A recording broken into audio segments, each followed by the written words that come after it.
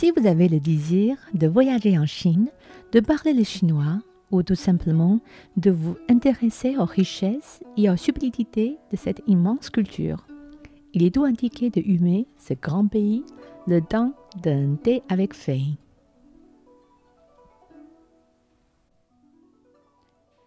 J'aime la langue française. Le plus que j'apprends, le plus que je sens. Il est beau, il est riche et sophistiqué, et il est juste. À tel point, j'ai hésité d'écrire en français. Même en faisant de la radio pendant quelques années, j'ai souvent le sentiment de devoir presque m'excuser d'en parler si mal. Pas par manque de respect, mais par le manque de capacité de le maîtriser totalement. Et pourtant, je suis éditrice chinoise à Paris. Les gens croient que je suis cultivée et connaisseuse, mais en réalité, je ne comprends pas toujours tout ce que j'édite et tout ce que je lis, même en chinois que j'ai commencé à prendre cette conscience, que je ne connais pas les grands classiques chinoises par cœur, l'histoire de la Chine et les grands penseurs que je connais juste d'ici ou là, des petites savoirs.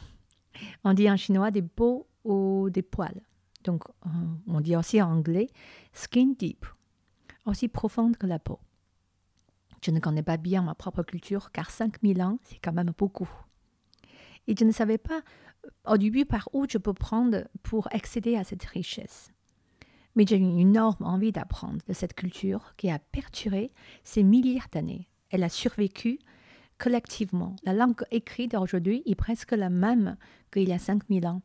Et je l'accède à ces trésors en parlant et en écrivant tous les jours le chinois. Peut-être ce trésor a de la valeur pour vous et pour notre monde d'aujourd'hui. J'ai une amie américaine. Son histoire était très marquante pour moi.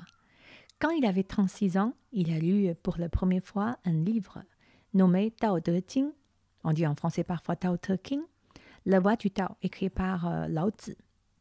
Ce livre de 81 chapitres a tellement marqué, intrigué, et à tel point il a voulu vivre à fond la notion du vide, selon ce livre.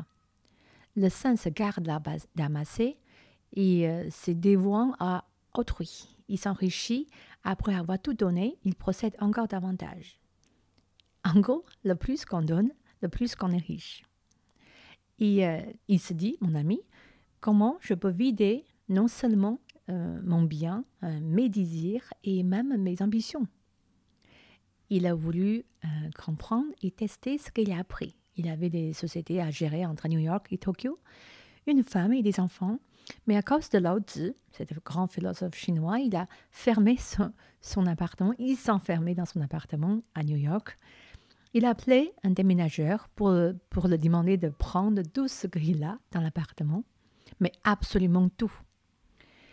Après avoir vidé son appartement, et mon ami il se retrouve dans son appartement totalement vide, où il a acheté et collé les 7 versions à l'époque, qui est disponible, les 7 versions de traduction différentes de ce livre Tao Te Ching en anglais.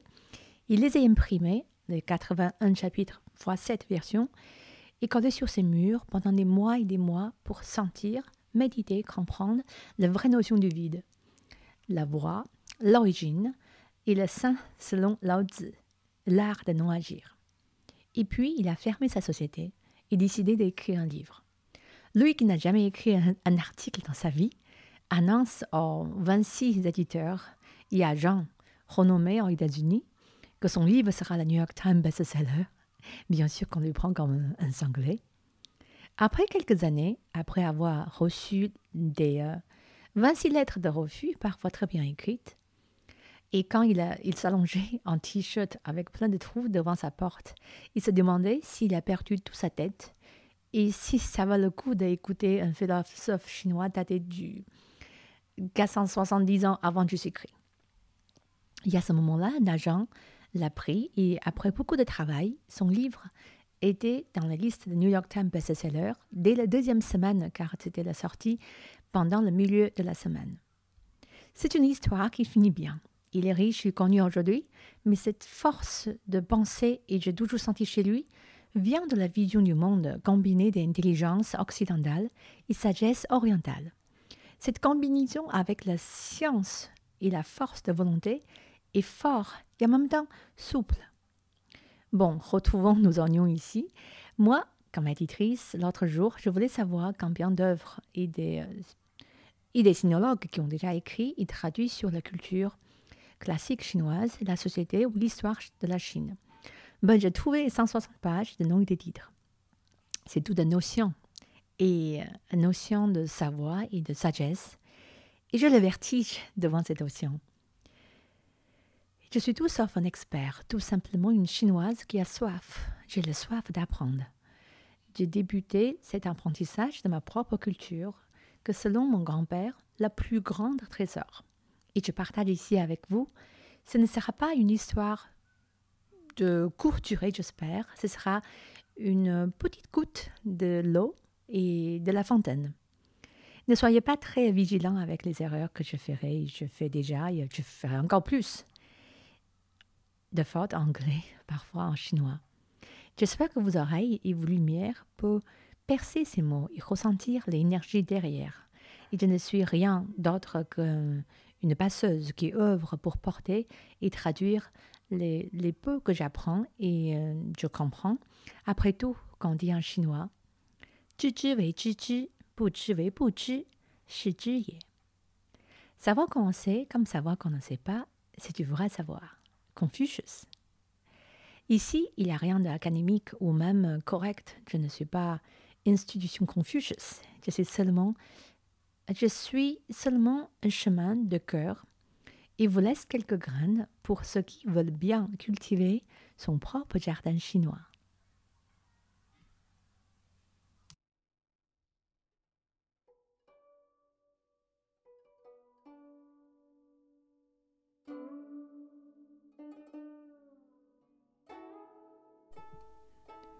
Les éditions Fay, depuis plus de 10 ans, ont édité un panel d'art et d'histoire chinoise en bande dessinée traditionnelle ou de créations comme le mythique Juge Bao, la ballade de Yaya, Shixiu, la reine des pirates, les grandes œuvres classiques comme Samao ou Voyage vers l'Ouest.